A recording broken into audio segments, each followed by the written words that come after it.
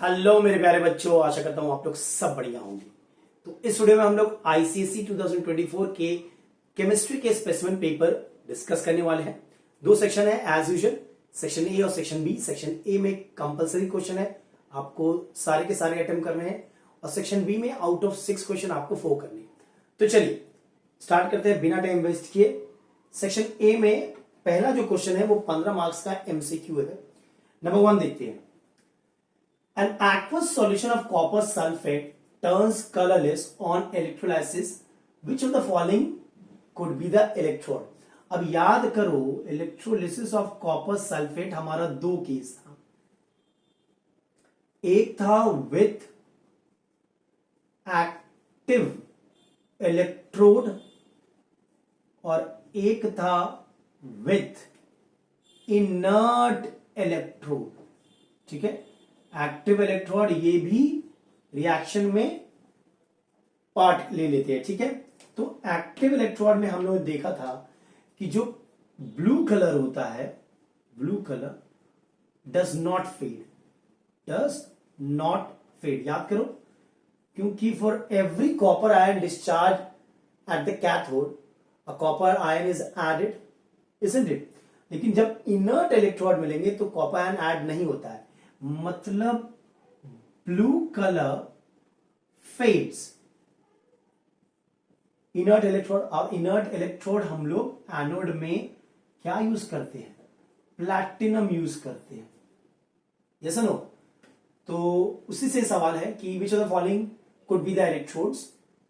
P anode है copper, नहीं ये तो होगा नहीं। क्यू एनोड है प्लैटिनम और कैथोड है कॉपर। यस यही होगा मेरा, क्योंकि आर भी एनोड है कॉपर, तो ये मेरा ऑप्शन नहीं होगा। मतलब ओनली क्यू बोला है। कौन सा आपका इलेक्ट्रोड है? Only P, only Q, only R, both Q and R, तो ओनली क्यू होगा। Yes no? चलो ये तो बड़ा सिंपल सा था। अगर आप जस्ट रिकॉल करोगे भैया, दो सिनारियो था और तो कुछ था नहीं हमारा। ठीक है, चलिए रोमन 2 देख लेते हैं। A compound P is heated in a test tube with sodium hydroxide solution. A red litmus paper held at the mouth of the test tube turns blue. Red litmus paper blue हो गया है, मतलब ये जरूर base का काम है। ठीक है, Which of the following could compound B? B. अब ये P कौन सा कंपाउंड है? देखिए ये दोनों के रिएक्शन से ये पता है कि एक बेस तो मेरा बना ही बना है।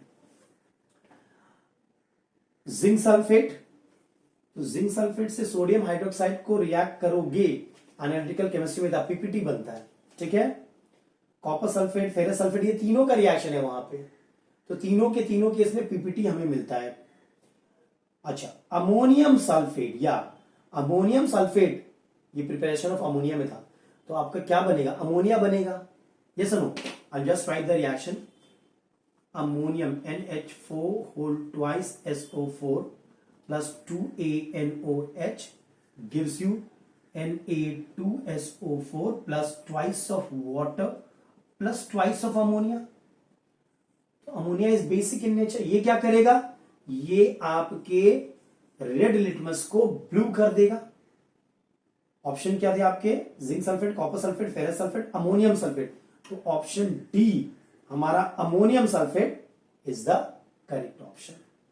ठीक है, ये भी जस्ट रिकॉल था। अगर आपको ये रिएक्शन याद है, ठीक है, तो आप आराम से कर सकते हो कि भैया कॉन्सेप्ट होना चाहिए कि रेड टू ब्लू है तो बेस ही होगा मेरा। चलो 3 कर लेते हैं। The atomic mass of sulphur, atomic mass of sulphur दिया हुआ है 32, ऑक्सीजन का दिया हुआ है 16 एंड हीलियम का दिया हुआ है 4। Which of the following statement regarding the number of atoms in 32 gram of sulfur, 16 gram of oxygen and 4 gram of helium is correct? कुछ स्टेटमेंट दिए गए। सबसे पहली बात, तीनों का एटॉमिक वेट है, तो तीनों में कितना एटम होगा? जाहिर सी बात है, स्टोशियोमेट्री हमने पढ़ा है, मैंने वीडियो बनाया, इसमें आपका एवोगाड्रो नंबर ऑफ एटम्स होंगे, इसमें भी एवोगैड्रो नंबर ऑफ एटम होंगे, इसमें भी एवोगैड्रो नंबर ऑफ एटम होंगे, जो कि सेम होगा 6.023 इंटू 10⁻23 एटम्स होंगे तीनों में। क्या कंपैरिजन बोला है? दो कंपैरिजन दिया है, पी और Q. 16 gram of oxygen contains 4 times the number of atoms as 4 gram of helium. नहीं, बिल्कुल नहीं। पी क्यू क्या है? 16 gram of oxygen contain half the number of atom as 32 gram of sulphur. ये भी रॉन्ग है, ठीक है। क्या बोल रहा है कि which answer is correct? Option A only P, नहीं भाई, करेक्ट नहीं है वो। Option B only Q, option C both P and Q are correct, नहीं। D neither P and Q, कोई भी करेक्ट स्टेटमेंट नहीं है, दोनों के दोनों स्टेटमेंट रॉन्ग है। चल, ये तो था रोमन 3। रोमन 4 भी यहीं पर देख लेते हैं। Ammonia gas is pass through quicklime. अब अगर अमोनिया को आप क्विक लैम से पास करोगे तो वो क्या करेगा? अमोनिया को ड्राई कर देगा। मतलब आपके पास ड्राई अमोनिया है, याद रखिएगा। Ammonia is pass through quicklime and then collected in a jar, ठीक है। Red and blue litmus paper are placed in the jar. उस जार में रेड और ब्लू लिटमस हम लोग डाले हैं। W, X, Y, Z are the 4 observation. तो ऑब्जर्वेशन हमारे दिए हुए W, X, Y, Z। Which of the above observation correctly shows the reaction of the litmus paper to ammonia? अब देखो ध्यान से, अमोनिया क्या है? बेसिक है। क्या है? बेसिक। ये रेड अमोनिया बेसिक है, मैं ड्राई अमोनिया की बात नहीं कर रहा हूं। अमोनिया सॉल्यूशन क्या होता है? बेसिक होता है। ये रेड लिटमस को ब्लू में करता है, ट्राई टू अंडरस्टैंड। लेकिन हम अमोनिया सॉल्यूशन की बात कर रहे हैं, हम ड्राई अमोनिया की बात नहीं कर रहे। ड्राई अमोनिया का कुछ भी इफेक्ट नहीं होता है। हम लोगों ने क्या यूज किया था? Quicklime. तो ये अमोनिया को ड्राई कर देगा, तो कोई इफेक्ट वो शो नहीं करेगा। मतलब अगर रेड लिटमस था तो वो रेडी रहेगा, ठीक है। अब ब्लू पे तो कोई सीन नहीं है हमारा, कुछ करना नहीं है हमारा, ठीक है। तो 4 जो ऑब्जर्वेशन थे, देखो W, X, Y, Z, red litmus turns blue, W वाला वो तो रॉन्ग है। रिमेन्स रेड सही है। रिमेन्स रेड Y वाला ऑब्जर्व वो भी सही है। Z टर्न्स ब्लू, तो ये दो W और Z तो वैसे ही खत्म, ये ऑब्जर्वेशन तो हो ही नहीं सकता है। अब ब्लू लिटमस पेपर की आओ, ठीक है। तो जो X ऑब्जर्वेशन है हमारा, वहां पे दिया रिमेन्स ब्लू, वो हमारा करेक्ट होगा, बिकॉज कोई चेंज ही नहीं होगा भाई, दोनों के दोनों वैसे ही रह जाएंगे। मतलब आपका ऑप्शन बी जो है वो करेक्ट ऑप्शन है, that is X observation is correct. दोनों में कोई चेंज नहीं आएगा। Am I clear? बिकॉज हम लोगों ने ड्राई अमोनिया लिया है, वाटर तो निकाल दिया है कि नहीं? तो कोई इफेक्ट नहीं होगा। चलो, वैसे भी रेड पे इफेक्ट होता है, ब्लू पे तो कोई इफेक्ट होता ही नहीं वैसे भी। तो glucose number 5, glucose react C6H12O6 reacts with concentrated sulfuric acid, ठीक है, to give a pure form of carbon called sugar charcoal। जैसे हमें पता है 6C plus 6H2O होता है, ठीक है। द रिएक्शन टेकिंग प्लेस, अब इस रिएक्शन को क्या बोलते हैं हम लोग? Oxidation no, combustion no, dehydration बिल्कुल सही, वाटर को निकाला गया है। सो ऑप्शन सी हमारा करेक्ट ऑप्शन है, डिहाइड्रेशन, ठीक है। बड़ा ही सिंपल था।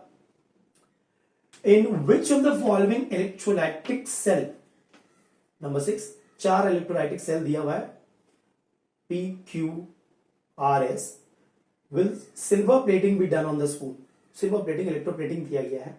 तो सबसे पहली बात, डायग्राम है PQRS, 4 डायग्राम है, देखो ध्यान से कौन सा सही डायग्राम है। पहली बात, जो आपका इलेक्ट्रोलाइट होता है उसमें सिल्वर आयन होना चाहिए। तो P में तो डिस्टिल वाटर है, गया काम से। Q में सॉरी R में तो डिस्टिल वाटर है, ये भी गया काम से। मतलब ये दोनों पिक्चर तो मेरा रॉन्ग है। ये सिल्वर नाइट्रेट सॉल्यूशन आपका Q में है और S में है, तो या तो ये आंसर होगा या तो ये आंसर होगा, क्योंकि ऑप्शन में दिया हुआ है PQRS। ए दिया हुआ है P, B दिया हुआ है Q, सी दिया हुआ है आर और डी दिया हुआ है एस। अब ध्यान से देखो, जब हम इलेक्ट्रोप्लेटिंग करते हैं तो जो हमारा आर्टिकल वो कैथोड पे देते हैं, वो कहां देते हैं? कैथोड पे देते हैं।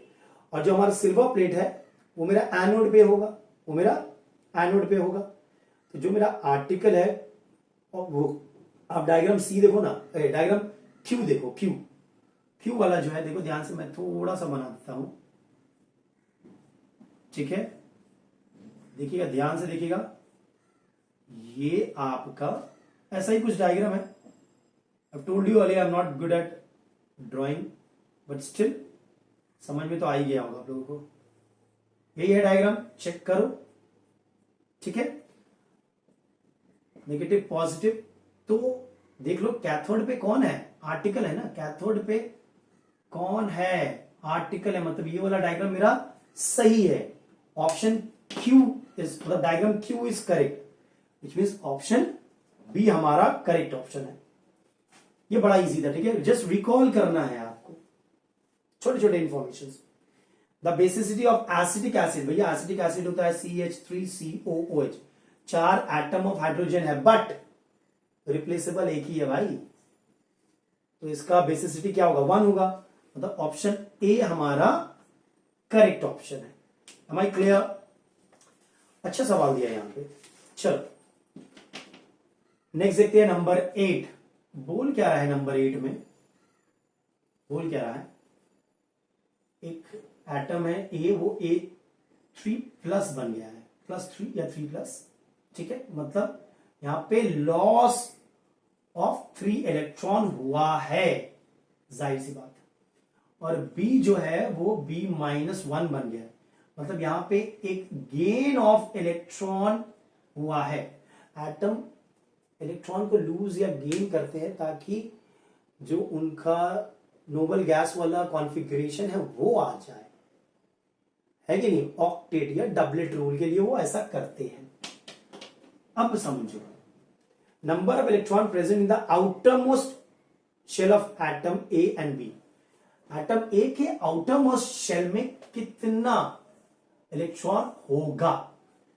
उसने 3 इलेक्ट्रॉन लूज किया है ना, यानी कि 3 ही होगा ना, वही तो उसने आउटर मोस्ट इलेक्ट्रॉन ही तो वो लूज कर सकता है, समझ रहे हो? एल्यूमिनियम ले लो, एटॉमिक नंबर 13 होता है उसका, 2 8 3 इलेक्ट्रॉन लूज करता है, Al3+ बनाता है, तो 3 इलेक्ट्रॉन होगा उसके आखिरी में। और बी ने 1 इलेक्ट्रॉन एक्सेप्ट किया है, मतलब 7 होगा उसके आखिरी में, 3 4 5 6 7, तभी तो 8 हो जाएगा। क्लोरीन आखिरी में 7 होता है, 1 इलेक्ट्रॉन एक्सेप्ट करता है, 8 हो जाए, ऑक्टेट बन जाए मेरा। तो ए के आखिरी में 3 होगा और बी के आखिरी में 7 होगा, जो ऑप्शन सी हमारा करेक्ट ऑप्शन है। चेक कर लो। अच्छा, a dash solution is observed after placing magnesium metal in the solution of copper sulphate for half an hour. तो जाहिर बात है मैग्नीशियम इज मोर रिएक्टिव, वो एक्टिविटी सीरीज में ऊपर होता है कॉपर के, it will displace copper. Copper sulphate था तो वहां से कॉपर डिस्प्लेस हो जाएगा, तो क्या होगा? ब्लू, कलरलेस, रेडिश ब्राउन या डर्टी? कलरलेस हो जाएगा, बिकॉज मैग्नीशियम तो डिस्प्लेस कर देगा, colourless. Option B is correct, colourless. Number 10, an element with atomic number dash will form acidic oxide. आपको एसिडिक ऑक्साइड बनाना है, मतलब आपको नॉन मेटल चाहिए, नॉन मेटल से हमारे एसिडिक ऑक्साइड बनता है। अब जो ऑप्शन है आपका पहले वाला का एटॉमिक नंबर 5 है, मतलब उसका कॉन्फ़िगरेशन होगा 2,3 मेटल, नॉट पॉसिबल। दूसरे वाले का 17 है, 2 8 7 पॉसिबल, ये नॉन मेटल है। तीसरे वाले का 11 है, 2 8 1 मेटल है, नॉट पॉसिबल। चौथे वाले का 13 है, 2 8 3 metal, not possible. Non metal कौन है? जिसका एटॉमिक नंबर 17 है कि नहीं? तो वो आपको एसिडिक ऑक्साइड देगा। बड़ा ही सिंपल था ये वाला, ठीक है। तो क्वेश्चंस इतने डिफिकल्ट नहीं पूछ रहे ये लोग एमसीक्यू में, बेसिक नॉलेज पे ही क्वेश्चन आ रहा है। Am I clear? चलिए नेक्स्ट करते हैं number 11। Which of the following is not true with respect to nitric acid? कौन सा स्टेटमेंट फॉल्स है? It is a strong reducing agent, it is a strong oxidising agent, A और B. अरे भाई इन दोनों में से ही कोई आंसर होगा ना, एक साथ तो वो दोनों नहीं हो सकता है, या तो रिड्यूसिंग एजेंट होगा या तो ऑक्सीडाइजिंग एजेंट होगा। हमें पता है नाइट्रिक एसिड ऑक्सीडाइजिंग एजेंट होता है, तो हमारा पहला ऑप्शन रॉन्ग है। That is my answer. Which of the following is not true? कौन सा सच नहीं है? वही तो मेरी आगे पढ़ने की कोई जरूरत नहीं है। It is unstable to heat, सही बात है। It liberates sulphur dioxide gas when treated with potassium sulphide, सही बात है। गलत बात कौन सी? ए है। 12 dash is the functional group of methanol. Alcohol की बात कर रहे हैं, OL मिथेनॉल। अल्कोहल में क्या होता है? OH होता है। ऑप्शन देखो, पहला दिया हुआ C double bond O, ketone group है वो। B अल्कोहल ग्रुप दिया हुआ है OH। तो हमारा बी वाला ऑप्शन जो है वो करेक्ट है। C एल्डिहाइड है, अल आता है। डी तो एसिड है, ओइक एसिड आता है। तो option B is correct option. ठीक है, चलो नंबर 13 देख लेते हैं अब। The process of electrolysis is an example of oxidation reaction, reduction reaction, redox reaction और डिस्प्लेसमेंट रिएक्शन। देखो तो ये रिडॉक्स होता है, बिकॉज यहां पे बोथ रिडक्शन और ऑक्सीडेशन दोनों ही होता है। कैथोड में आपका गेन ऑफ इलेक्ट्रॉन होता है तो वहां पे रिडक्शन होता है, और एनोड में आपका लॉस ऑफ इलेक्ट्रॉन होता है तो वहां पे ऑक्सीडेशन होता है। तो दोनों ही कुछ हो रहा है ना, तो इसे हम रिडॉक्स रिएक्शन कहते हैं। The catalyst use in Ostwald process. Ostwald process में कैटलिस्ट कौन सा यूज होता है भाई? प्लैटिनम होता है। ए रॉन्ग है, फाइनली डिवाइडेड। बी भी रॉन्ग है, ग्राफाइट। सी भी रॉन्ग है, वैनेडियम पेंटाऑक्साइड। डी हमारा करेक्ट है, प्लैटिनम। नंबर 15 देख लेते हैं, बड़ा ही अच्छा सवाल है। An element belongs to third period. Third period मतलब उसमें कितने शेल होंगे? 3 होंगे। And 16th group, it will have dash electron in the valence shell. कितने शेल होंगे? 3 होंगे। KLM 16th है तो लास्ट में 6 होगा, है कि नहीं? तो वैलेंस इलेक्ट्रॉन कितने उसके हैं? 16 ग्रुप है तो 6 होगा। हमारे क्लियर? ये तो हमारा MCQ था। 15 के 15 बड़े ही सिंपल थे। क्वेश्चन बी देखते हैं, क्वेश्चन 2 देखते हैं, जो कि बड़ा ही फेमस एक्सपेरिमेंट है, फाउंटेन एक्सपेरिमेंट। अमोनिया में है और HCl में वही दिया है, और इस केस में तो HCl लिख दिया है। The setup shown below is that of the fountain experiment with hydrogen chloride gas in the flask. Hydrogen chloride gas है, ठीक है। The fountain starts when a few drop of water, जो हम लोग देखते हैं from a dropper are introduce. Dropper है, उससे हम लोग फिर ड्रॉप ऑफ वाटर इंट्रोड्यूस करते हैं। लेकिन एक बच्ची है पूजा, उसने क्या किया? इंस्टेड ऑफ द वाटर को यूज नहीं किया उन्होंने। Instead of water a few drop of sodium hydroxide को उन्होंने इंट्रोड्यूस कर दिया। ठीक है, अंदर क्या था? अंदर HCl था,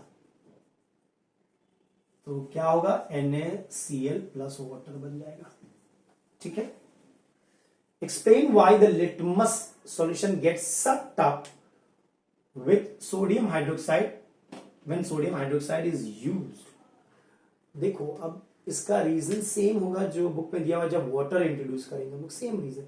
एक पार्शियल वैक्यूम क्रिएट हो जाएगा, ठीक है। उसके कारण क्या होगा? आउटसाइड प्रेशर ज्यादा हो जाएगा, वो पुश करेगा, तो लिटमस सॉल्यूशन जो था वो आपका ऊपर चला जाएगा।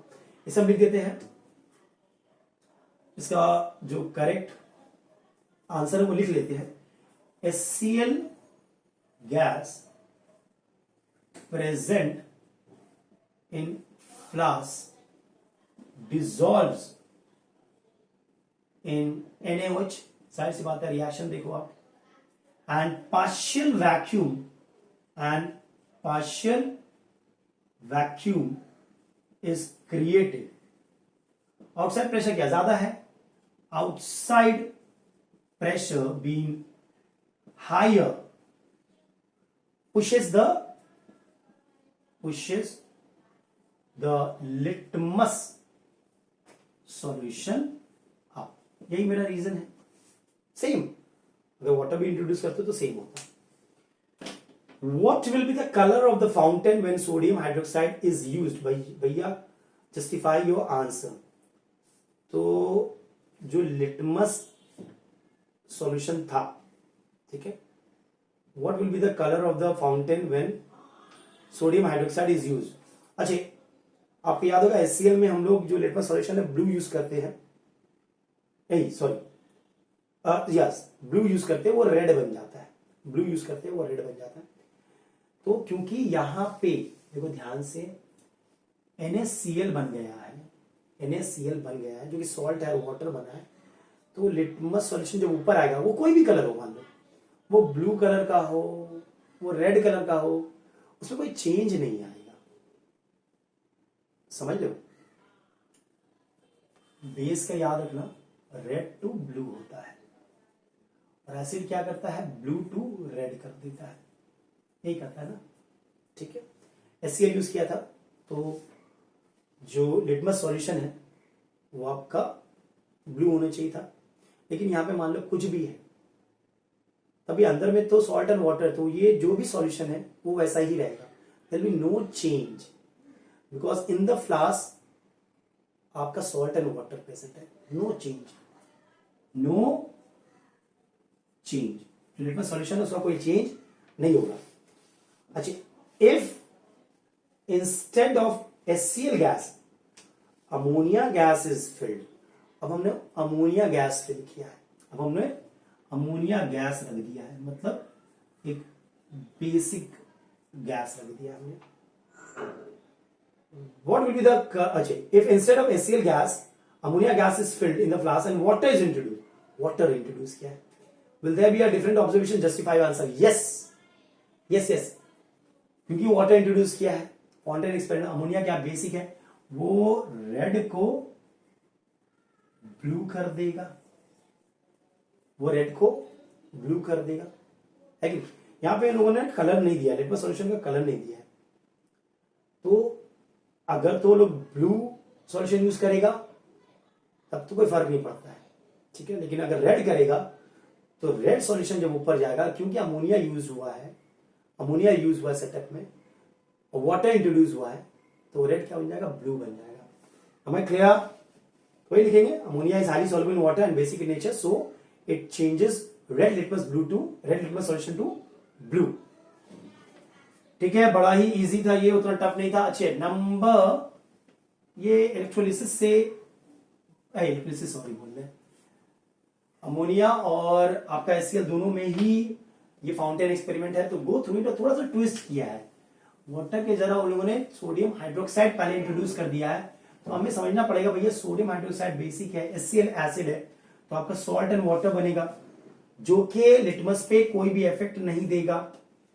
अच्छा, 3 है आपका match the following column, column A है, कॉलम बी है, कॉलम ए में एल्यूमिनियम है, बी में सल्फ्यूरिक एसिड है, सी में कैल्सिनेशन है, डी में कैल्शियम क्लोराइड है और ई में कार्बन टेट्राक्लोराइड है। ये 4 ऑप्शन आपके हैं। ऑप्शन क्वेश्चन नंबर बी जो है वहां पे आपके मैच करना है। तो एल्यूमिनियम को देखो 3 हॉल हेरोल्स प्रोसेस, ये सुनो, उसको एल्यूमिनियम से हमें मिलाना पड़ेगा। आप क्या करना, करेक्ट आंसर लिखना उसके बाद बगल में, ठीक है। सल्फ्यूरिक एसिड कॉन्टैक्ट प्रोसेस में यूज होता है, कॉन्टैक्ट प्रोसेस भाई, ठीक है।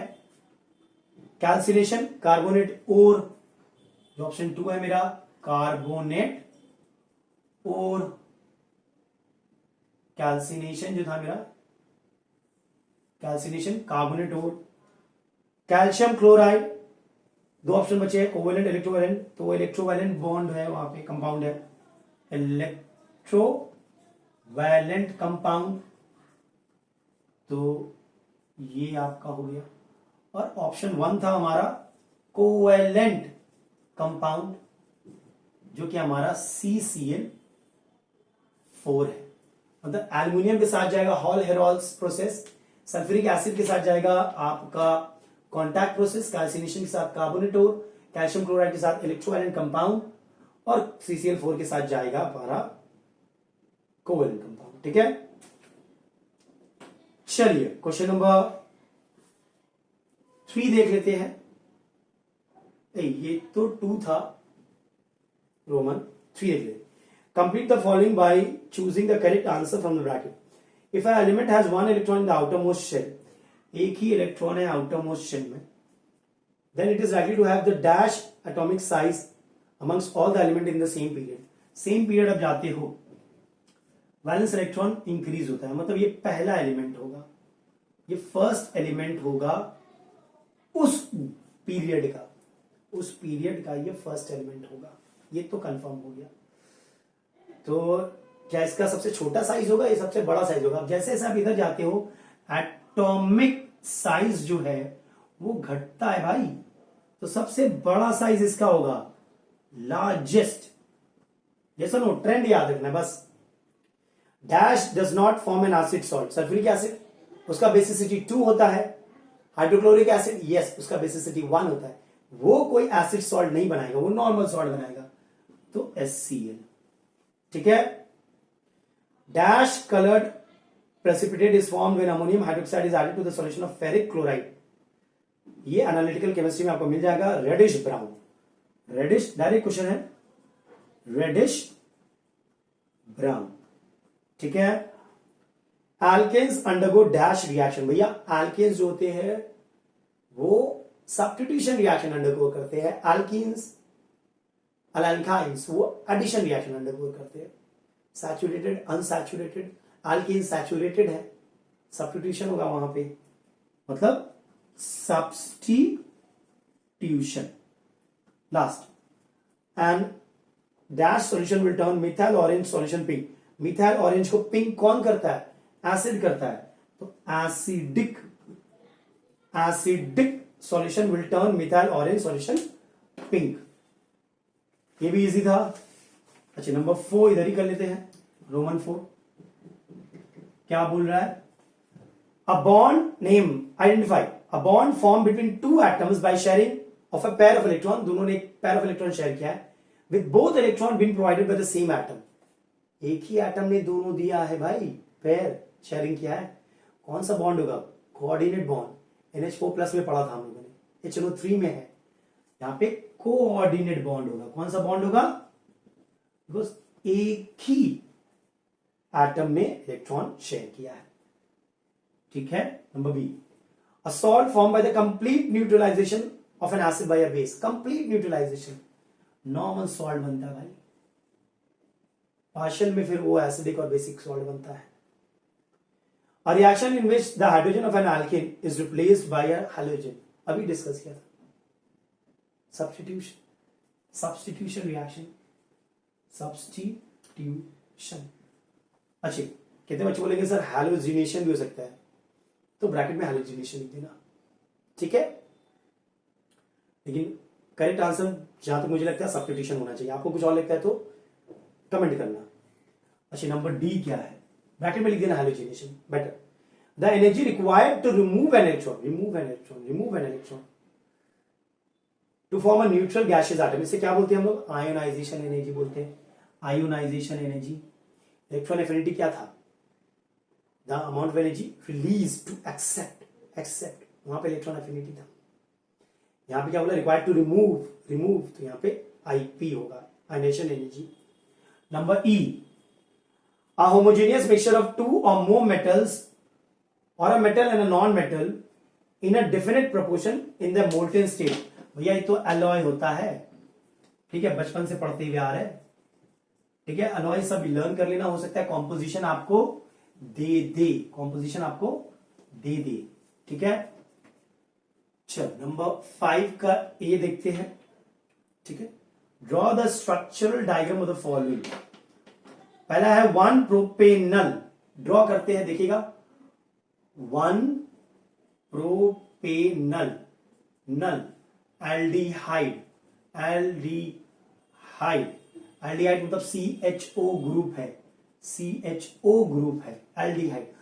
प्रो 3 कार्बन, 1 2 3 कार्बन, ये वाला क्या है CHO है, CHO है एल्डिहाइड ग्रुप। और पहला ही कार्बन में है, जाहिर बात है 3 है तो पहला ही कार्बन में होगा, बाकी सबको हाइड्रोजन से सेटिस्फाई कर दो।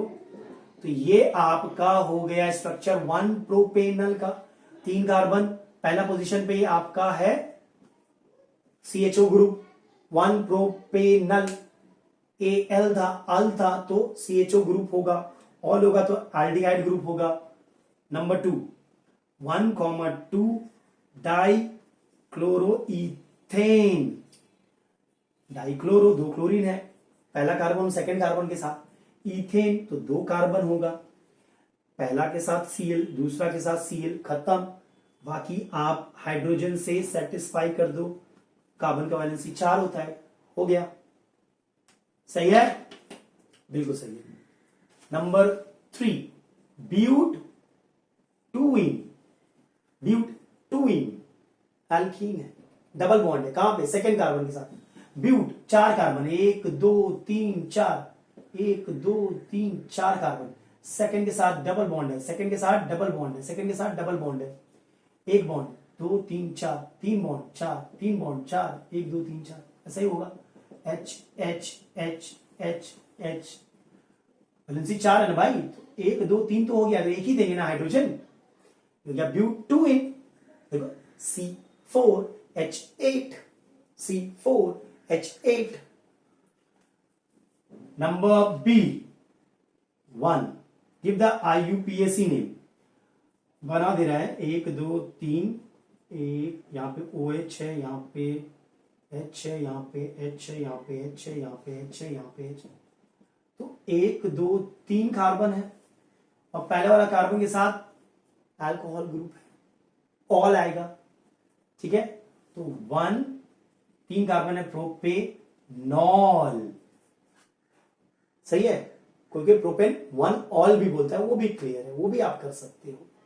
ठीक है, ये तो मेरा 1 था। नंबर 2 क्या है, ये तो बड़ा इजी दिया हुआ है, 1 2 3 4 5, डबल बॉन्ड था, 1 2 1 2 1 1, सॉरी एक ही हो गया था भाई, 3 हो गया 4 हो गया, 1 2 3 4, 1 2 3 4, 1 2 3 4। ठीक है, तो 1 2 3 4 5 कार्बन है, पहला कार्बन में डबल बॉन्ड है, 1 ब्यूटीन, 1 ब्यूटीन, पेंटीन होगा ना, 4 नहीं 5 है, 1 पेंटीन, या पेंट 1 इन भी कोई बोलेगा तब भी सही है, मैंने 1 पेंटीन लिखा है। Am I clear? चल, ये तो था हमारा सेक्शन A 40 मार्क्स का। इस वीडियो में यही तक रखते हैं, बड़े इजी सवाल, बड़े बेसिक सवाल थे, इतने टफ नहीं थे। तो चलिए नेक्स्ट वीडियो में कुछ और देखेंगे। Till then take care and be safe, और अगर वीडियो पसंद आए तो लाइक शेयर और सब्सक्राइब जरूर करें।